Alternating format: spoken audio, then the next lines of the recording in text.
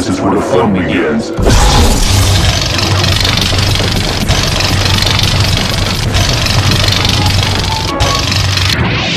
Where the fun begins. Now that's a lot of damage. The fun begins. Ouch! Oh, that ore. Oh, that smarts. Oh my. Oh, sweet mother of Queen Charlotte. Oh my. Good afternoon, ladies and Gentlepugs. Hope y'all are having a real nice day today. It's me, your favorite netherite cyborg, Puggy, and welcome back to episode 21 of this Let's Play, the Calamity Mod Season 1. If you aren't familiar with what's going to happen now, at this stage in the playthrough, I'll give you a reminder. We defeated Yaron last time, even though I already beat him off camera 4 weeks prior. Yes, I corrected myself, and now I just been constantly, well, farming him for a ton of these soul fragments. And what you have here are all the things that are needed to get a code breaker to fight the Exomechs. But are we ready to truly do that? Nah, not yet in my honest opinion. We still need some even stronger gear to make sure we are fully prepared. And yes, I know, you saw that I have the Murasama. I did find all of the remaining labs in the world. We already had the Sunken Sea one found right there. The Jungle one was right here. The Underworld one, I already knew where it was, down here the whole time. That's where you find the Murasama. I already found the Planetoid one by the time I created this world, and the Snow Biome one right deep in the Crimson. So, yeah, there we go. Now, I pretty much have all schematics, and now, pretty much weapons. Well, we're pretty much ready to make even more weapons, is what I was gonna try to say before I stuttered. But before we can do that, we need to make sure all of our schematics can be decoded. And of course, we already got to get all of these at first. We already had the decryption computer. Now we just need to make a long-range sensor, a voltage regulation system, an advanced display, and that is all. A lot of these well-needed ingredients to make sure we can craft these things pretty much immediately. Let's see, we got the Planetoid, so the Ice Biome one must be the one that is currently being decrypted. Rewire. Unless I put it in the void bag for safekeep. No. Did not encrypt the ice schematic. But we probably already have the machinery needed for that, right? Now then, let's just go straight to the snow biome and get some wires from the mechanics so we can make our next upgrade for this thing. And away we go! See, the Cross Castle is as vibrant as ever. And teleport over here. Hello, Meredith. Yes, you are right. I'm gonna need even more wires than I originally thought. So I'll just get 200 of those. 224, I meant to say. I have to be more specific when I speak now, don't I? And now, we should be able to, make the long-range sensor array. Its consumable can be placed down the code breaker, allows you to decrypt the jungle schematic. Doing so allows you to learn how to craft new things. 10 mysterious circuitry, 10 dubious plating, 10 of any mithril bar, 50 wires. And then, let's go up here and put... Yeah, we already decrypt the ice schematic. Now then, get into the void bag. Upgrades required, of course. That is why we have a long-range sensor array now for the jungle schematic. Okay, stop! Jesus.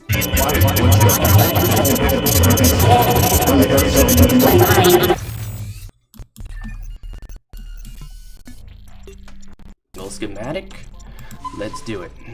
And there we go. Being decrypted as we speak. Now then, what's the next upgrade for it? To decrypt the ice one. The Underworld, voltage advanced display. Easy enough. And then the next one is going to be more simple. Also, the main reason why you didn't see the game lag that much before is because I had decided to turn my frame skip to off, which is something I should have done during the fight against Doggo. But better now than never, I suppose. And yes, I got the Zenith back. But yeah, still good, even though it's a post-Yaron weapon now. It'll always be a godlike weapon from the vanilla game. Always in my heart. Almost completely decrypt. That looks nice. 3 more seconds and then the script or the jungle schematic. Yep, it's a schematic. Will be completely decrypted. And then we can continue the upgrades. And done. There we go. Much better. A galvanizing glaive, gauss rifle, Gatling laser, pulse turret, remote system, main, plague turret, advanced display. Definitely gonna need that. And from what I saw, the advanced display, it's very easy to obtain. Gonna get up here. Okay, speed up a little. Thank you. And now we just need life alloy. Only 3 of them. There we go. Teleport over here. Let me have control. Thank you very much. We just need some glass, which I don't think we have any of. Only have 4, so we're gonna need 17 more. And from knowledge, we're gonna need 34 blocks of sand, which is no big deal. I know, it's coarse, rough, irritating, and it gets everywhere. I understand a lot of y'all don't like sand, but I'm from a region where sand is practically everywhere. I hate you! More glass. There we go. 17 more obtained. And now, why did I do that? Worked like a charm, I guess. And now, the advanced display can be placed on the code breaker, allows you to decrypt the Underworld schematic. Doing so allows you to learn how to craft new things. 10 mysterious circuitry, 10 dubious plating, 3 life alloy, 20 glass. And there we go. And the blood moon's rising, I did not miss that. And there we go. Now then, let us see what we can learn from the Underworld schematic. While there is a complete massacre going on right now, it's even more expensive to decrypt these. Okay. Let us see what we could make that could be useful against the Exomechs. Glaive, that's way too low. The Phaseslayer can only be obtained once we get the Ice Biome schematic. Pulse Dragon, we're about to obtain that. I'm gonna be grateful for it. Yeah, it's a bloodbath over here. No pun intended. Decrypted. And now, let us see. Pulse Dragon, heavy laser rifle, plasma caster, snake eyes, wave powder, and a voltage regulation system. Now, all of that will be smokingly useful. Why did I say useful? For real, why did I say useful like that? Righty then. Now we can get straight to the final upgrade for the code breaker. And that we already saw. Ancient manipulator. Okay. Oh, what do you know? We can go right above it to make it. And now we have the voltage regulation system. It can be placed on the code breaker, allows you to decrypt the ice biome schematic. Doing so allows you to learn how to craft new things. 10 mysterious circuitry, dubious plating, Eulaboom bars, and Luminite bars. Blah blah blah, we just finished this upgrade now. And there we go. And now, let us get that ice biome schematic, which is in my void bag, conveniently. And then just simply place it in the schematic area. 5,000 Drayden energy cells. No worries, we're the strongest weapons. I know it looks like it's been getting decoded for a long time, but it's almost done. So we're just gonna have more than 100 blood orbs by the time we finish this blood moon, which is great. Any second now. And there we go. We have finally got all schematics decrypted. Now, Let's see. The Phaseslayer, Pulse Rifle, the Anomalies Nanogun, Tesla Cannon, Pole Warper, Plasma Grenade, and the Auric Quantum Cooling Cell. I didn't realize you needed a schematic for that.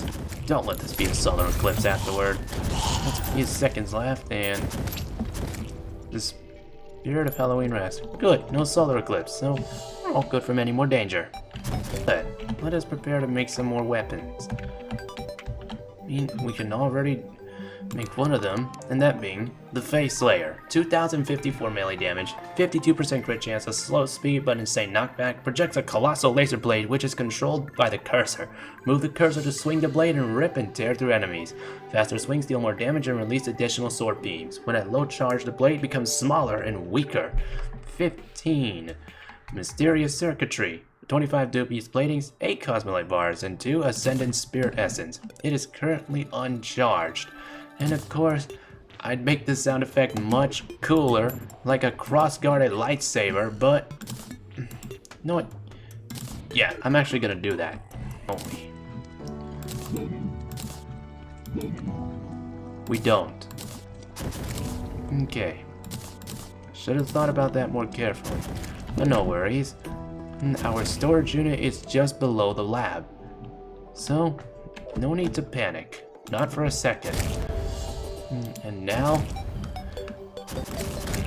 we practically have infinite power. Hey, don't blame me. That's not what I'm talking about. We have infinite drain of power cells. That's what I mean. Have enough to power practically any weapon of Drayden's, okay? Right then, there we go. Oh, so the Phaseslayer gets stronger the more it gets charged. Exactly what the description says. I'm impressed. And it looks like at maximum charge, it can't go any higher than 2054.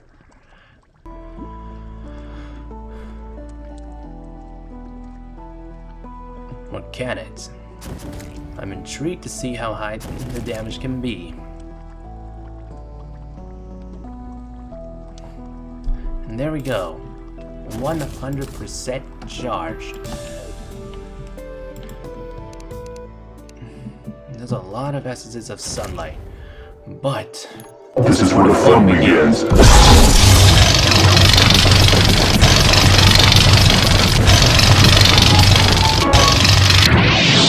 Awesome. Alright then, doggo. Let's just see how well this weapon would infuse. After all, I said this is where the fun begins.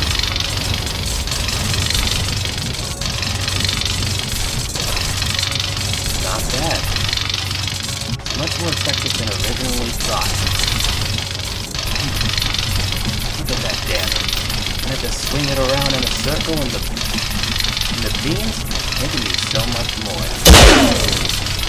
That hurt, yes. And thanks to the challenge of the blood god, and now I'm dead. But I did get a good test. Well, normally, you'd get a great test with a kill. So, I'll redo it if necessary.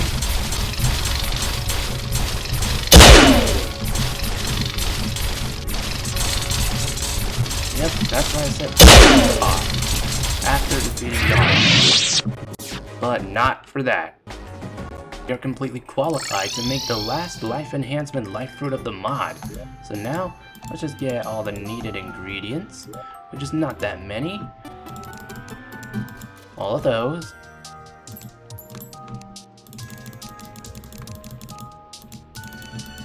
And there we go. Just need to empty out the void bag because it is overwhelmingly full of useless items, or muda items. And there we go. Now, we can just walk straight back, and there we go. Come on, let me teleport to the anvil. Thank you. And now, we can finally craft the dragon fruit. It's consumable, it permanently increases your maximum life by 25, can only be used once and requires the max amount of life fruits to be consumed. Though somewhat bland, what taste can be described is unlike any other experience. 5 life fruit, 15 solar fragments, 5 Yaron soul fragments, and Ascendant Spirit Essence. And there we go. Now our hearts are in the color of Yaron. Now we have 984 health. Yes. Let's go underground to get some more ore. We're gonna need a lot of Auric Tesla bars to create a lot more things. I warn you, this stuff can hurt you while you're mining it, so you must absolutely not touch it. Don't even try to grapple onto it. It's still gonna back. Pretty far too, is. That's what we're looking for right now. And I told you, this stuff can hurt when you touch it. As you saw, it can push you back, and it emits a shocking and painful force. And now, let's get straight to mining.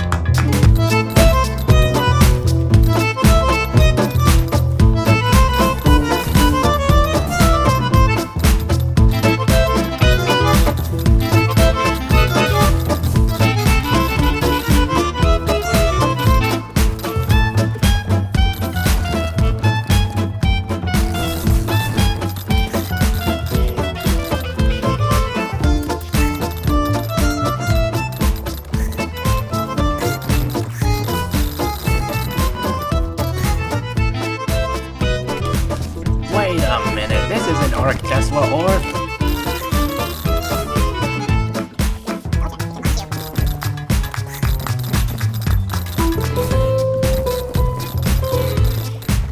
See 1,000 of this stuff? Okay, that's enough. Let's go. And there we go, we're also trapped in another blood moon. Well, what am I gonna say to that? Okay, let me just find the thing I can change time with. No, thank you. Any Auric Tesla bars that we need. We can only make 70. Clearly a lot of this stuff is not going to require that much. I'm hoping that is the case. I'm just going to pull up the recipe browser and, oh wait, it's already on Auric Tesla. Let's see, 5, 5, 12, 15, 18, 5, 5, 5, 5. Practically everything else besides the armor only costs 5 Auric Tesla bars. So, all this stuff is not too expensive. We have to make different... Well, we gotta make new separate pieces of armor because I don't want to take off all the stuff I used on the mannequins. Because, well, they are well-deserved armors. And I don't want to lose them permanently, which is why I'm going to make extra pairs of every armor set I have crafted since, well, before we defeated Yaron. We're going to put our Godslayer armor right here. So that way, we don't lose it. Now, what we gonna do next? Gonna get into our summoner gear and take off the silver armor, which is also a material for the Auric Tesla armor, as we don't want to lose that too. And of course, we're gonna remake all the other sets that we had. We're gonna need a crud ton of yellow bloom bars. And there we go, 116. That is more than plenty. Next step, we gotta empty out our void bag for all these armor sets by a lot. We need to make 2 of each and every armor set required, except for silver armor and Godslayer armor, because we have plenty of those with us. So now, we just need to take out our needed ingredients. Divine Geode. We got a lot of those. Okay, let's put the schematics away so that way we don't practically lose track of whatever we got. Alright, there we go.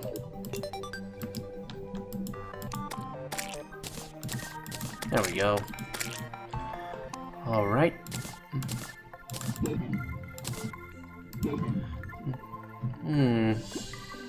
I'll also get rid of these too. And now we have plenty of room for Divine Geodes. I'll need to get a lot more bloodstone, which also means obtaining a lot more bloodstone cores. You just see how I craft these again. Blood orbs, necroplasm. Okay, easy enough. See that some important things in my inventory are gone. Don't worry, I'm going to bring those back. Right now, I'm focusing on getting other things made right now, not a code breaker at the moment. Now we gotta make both the melee and summoner armor variants for the Terragon armor set. Let us see if we got enough space for both sets. Because I'd really like to know. It looks like we do, so that's great. Step of getting the Auric Tesla armor set is nearly complete. Now, we just gotta make the Tarragon armor set again. Okay. Need 2 Tarragon breastplates. 1 Tarragon helmet. 1 set of Tarragon leggings. And 2 of them, actually. Let me just check real quick. Is there a Summoner helmet variant? The Auric Tesla armor. Let's see. For the Summoner variant, does it need... Yes, there is a Tarragon variant for the helmet. For Summoners. And there we go. The Horned Helm. There we go. Tarragon armor set finished. Now we just need more Bloodstone. Go on ahead and make the Godslayer armor set. Well, once again, because we practically need it for the Auric Tesla armor set as well. There. There. And there. Alrighty then. Godslayer armor set finished. Make the whole Silva armor set, because we practically got everything needed. Let's just get our Void back at. Out again. We're running out of space, but we don't need these trophies anymore. I forgot to put away the ice script, but that's alright. We're gonna have plenty of space soon enough. Now, get to the summon one. Got the Silva armor set. There you go, the leggings, and then the Horned Helm. There we go. We ran out of space for Blood Flare armor, but that's alright. A few bosses that can drop Bloodstone cores in order to make sure we have enough of everything in order to make this armor set. Of course, the Ravager is the easiest one to do, because we can spawn him during the day and not at night, which I'm grateful for. Now then... Oh, wait, I forgot, I don't have any armor, so that true melee is a terrible idea at this rate. Why did I overestimate my power? Well, it doesn't matter when you have lifesteal. Well, yeah, we'll be fine. We'll end an easy factor now. And there we go. Second time around we lived, which is nice. Now then, we just need to open up this treasure bag and get all the ingredients that we need.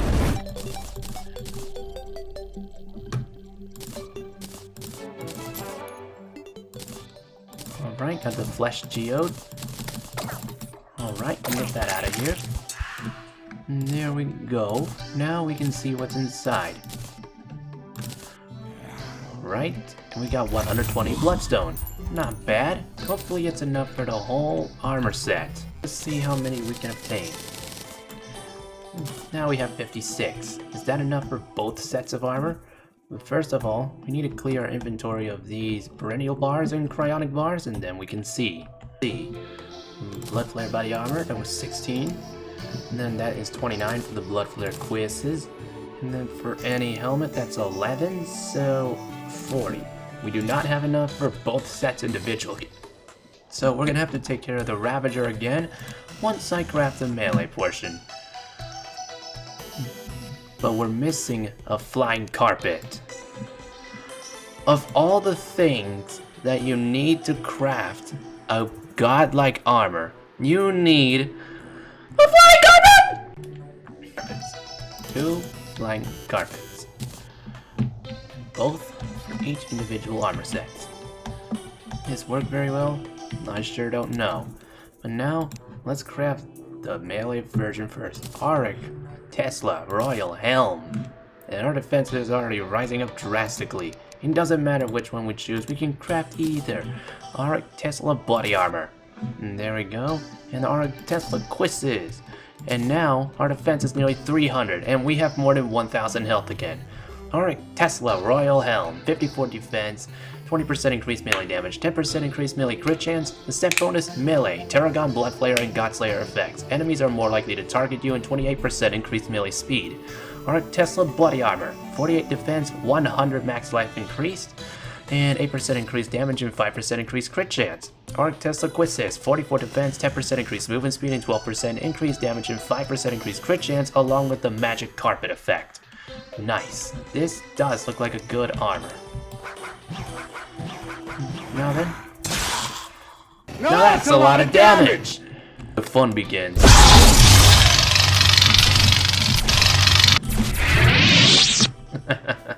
To ravage the Ravager again.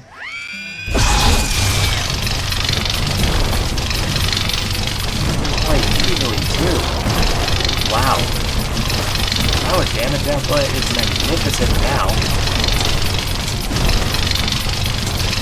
Can you even kill me now? Yes you can. I shouldn't overestimate my power like I did before. It cost me my life. But I do have the Blood Flare armor as that bonus now, so I can regen much faster than normal. Adrenaline, annihilate. There we go. All done. Got more bloodstone. Nice. And now we practically got almost everything that we need. We just need to craft even more bloodstone cores. Tesla bars to craft everything else. You'll need to step back for a second.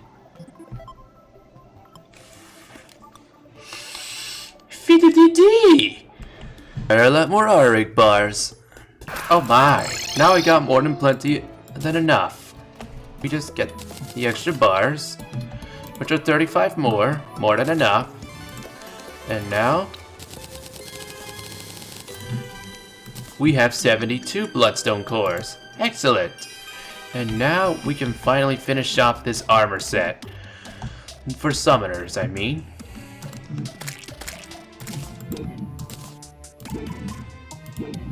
Alright. Let us empty out the inventory here. Make another Blood Flare body armor. Another set of quizzes. And now the summoner helmet, which is the Wyvern helm. And there we go. Auric Tesla body armor once again.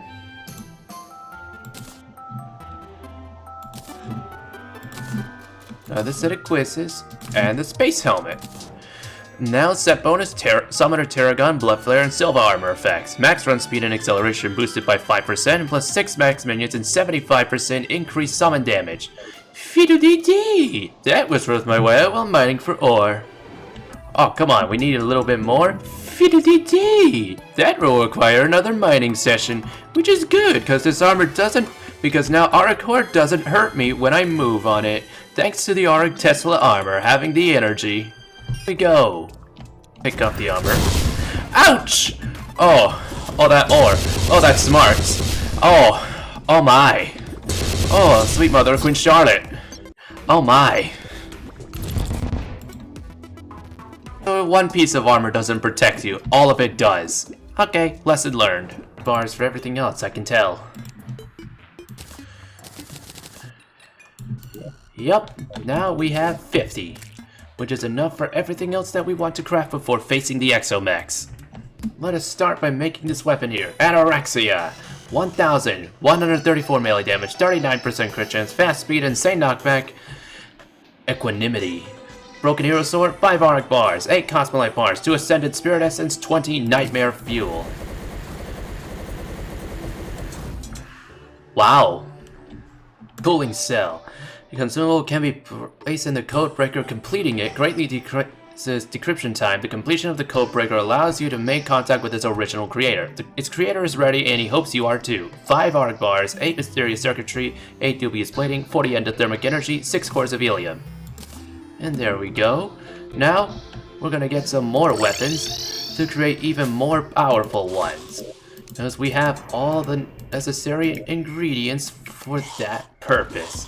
Such as the Arc of the Cosmos, the Elemental Lance, the Obliterator.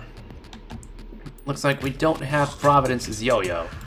Morning Star, we definitely need this weapon. Okay, now then, let us see what else we could need. We don't have Providence's yo-yo, so we'll have to take care of that pretty soon. Now at long last, we can finally make the Arc of the Cosmos. 3,359 melee damage. Super strong. 54% crit chance, average speed, insane knockback, left click to perform a 5-swing combo that ends by throwing the blade. The thrown blade will follow your cursor. Releasing while the blade is out will cause an exploding snap. Right click to snip out the scissor blades in front of you. Hitting an enemy with it will parry them, granting you brief invulnerability. You can parry projectiles and make them deal 160 less damage for a short period of time. Parrying anything will empower the next 15 swings of the sword. Pressing right click while holding up with our charges will provide a big rip in space-time and use all charges. If more than 5 charges were used, you can dash across the rip by holding up. The physical culmination of your journey, capable of rendering gods asunder. Wow, wall of text. Galaxia. Arc of the Elements, 5 arc bars.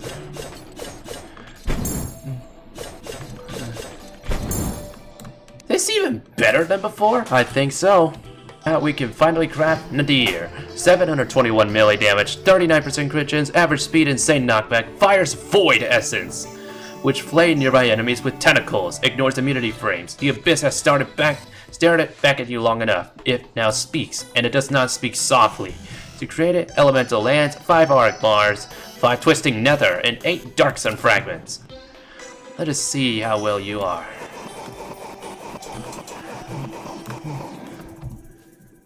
We didn't get to see those tentacles, but we shall know soon enough once we test it out against Providence. And soon enough we'll test out all of these weapons. Make one more weapon, we just need one more thing. And that is the Tumbleweed. Unfortunately, we never killed the Great Sand Shark, so I'm gonna have to find out how to make its summoning item. Here. Sandstorm's Core. Alright, let us see how to make that.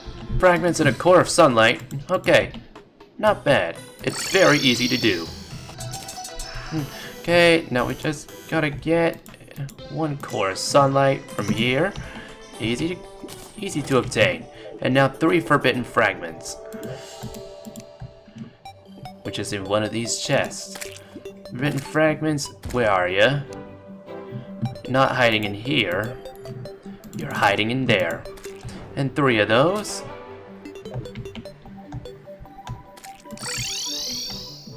And now, bam, there we go. Sandstone score achieved. It's a mistake we shouldn't have made months ago. Now we will see how powerful Nadir really is.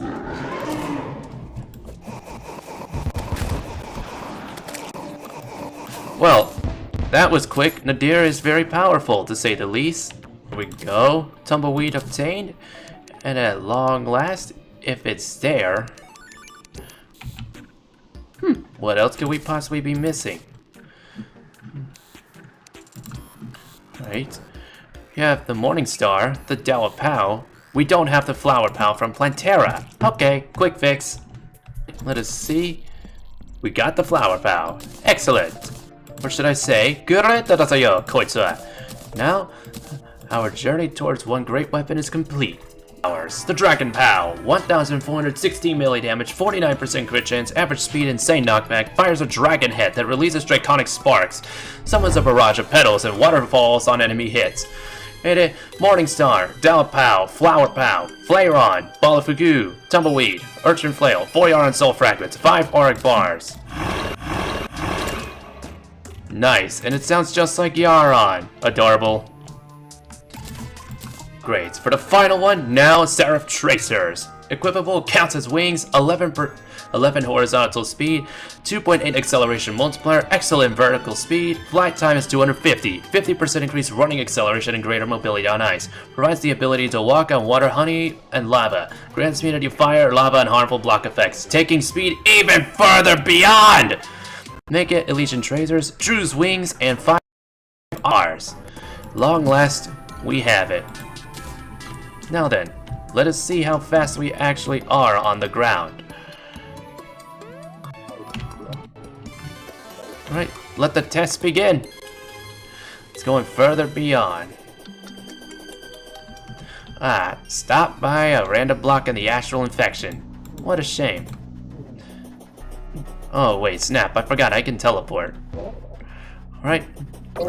True speed, tell me what you got. 62 miles an hour.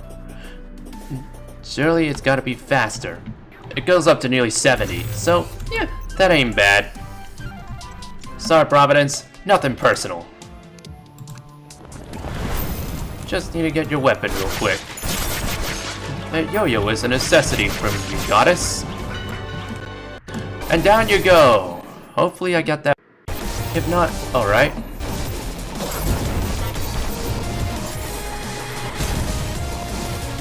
There you go. And the Guardians are also dead. Okay, I gotta turn the volume down. Honey, let's go. Actually got it. And then we can create one more weapon before we finally see how well we can do against the Exomechs. Maybe even win. But I've never fought these guys, so this could be a major struggle.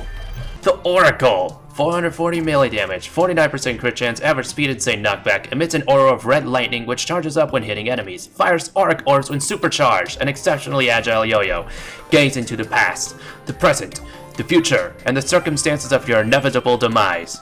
What? Make it Burning Revelation, the Obliterator, and 5 auric bars. It's a yo-yo that passes through objects. Nice. Let's see how well we can do. I remember that this is a test run. Alright then, Drayden. I'm ready to do a little bit of a test run against him. Pleased to see ya. Fascinates me, for I do not understand it. You will face my creations, which have surpassed gods. Now, choose. Alright then. Let's get to it. Let's see how hard this could truly be.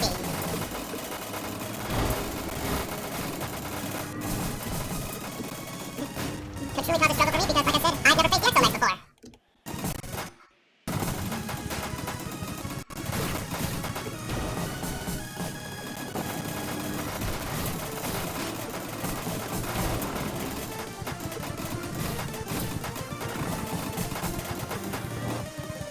Oh, now we got the Exomech version of the twins.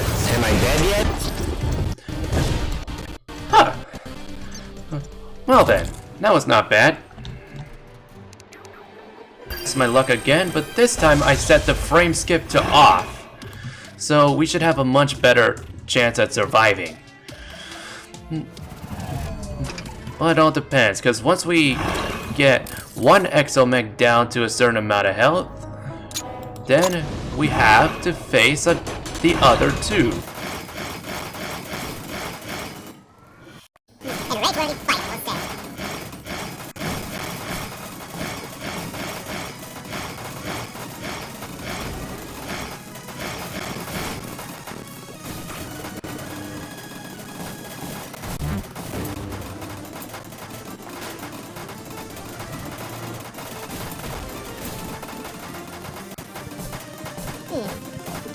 Starting to get a hold of their attacks now. Oh, this one in particular. Gotta make sure not to get hit by any of those.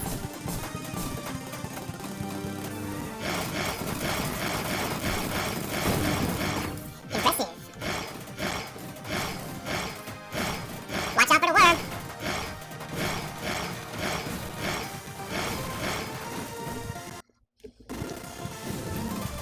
The twins Exomech combined have 6 million health.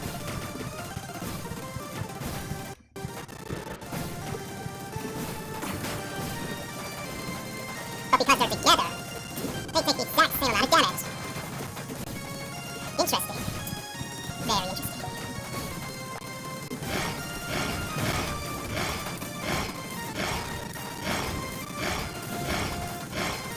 But because they're one and the same, they all take the exact same amount of damage.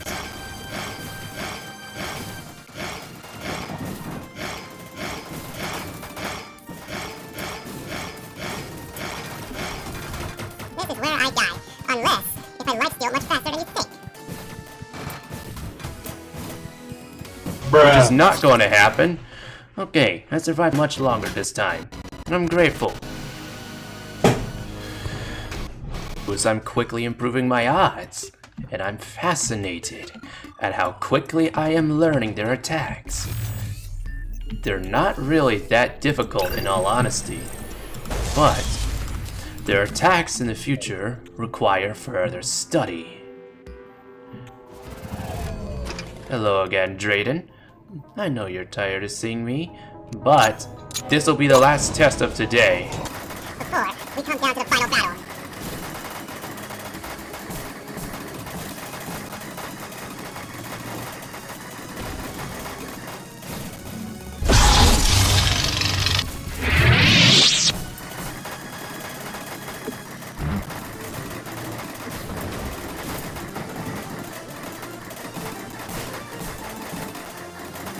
Just gotta stay alive.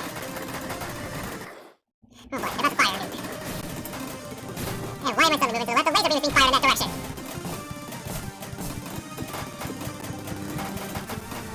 Nuke! I'm ready for the laser. Gotcha.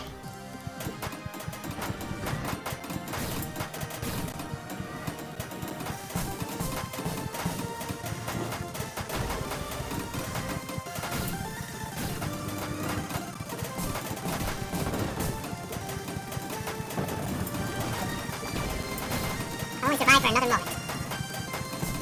Okay, and now here come the twins in the destroyer exomet. I know we got names, but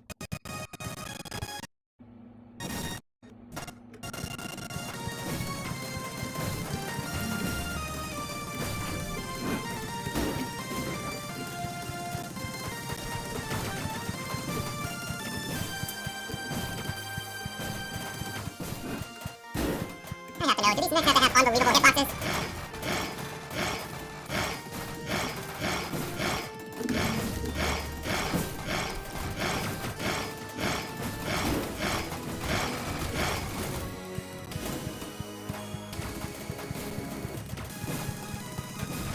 It doesn't matter which one of them I attack, they're both linked to the exact same HP bar. That's right. When I use my dash with the Asgardian Aegis, I don't take any damage. Let the adrenaline and rage fast commence.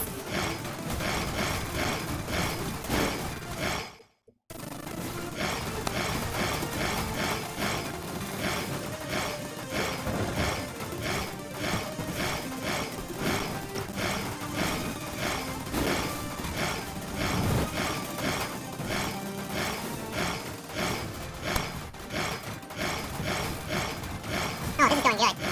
Will this actually lead to the defeat early on? I sure don't know. But my odds are getting higher. Oh, now we gotta fight all three! This is where things get tricky.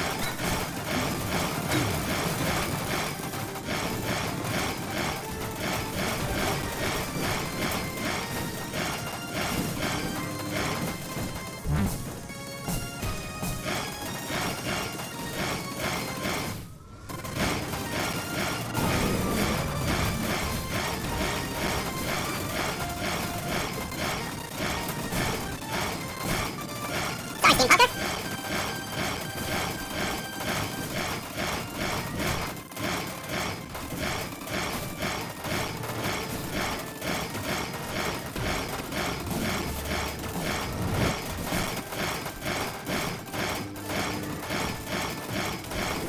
Oh snap, the twin exomax have already entered their final form.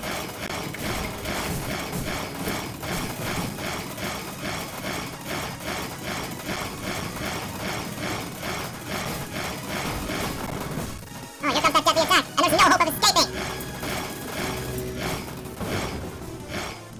I know I can't Escape, and I can't survive it right now. Harder than I thought. Like I said, my drastically improved.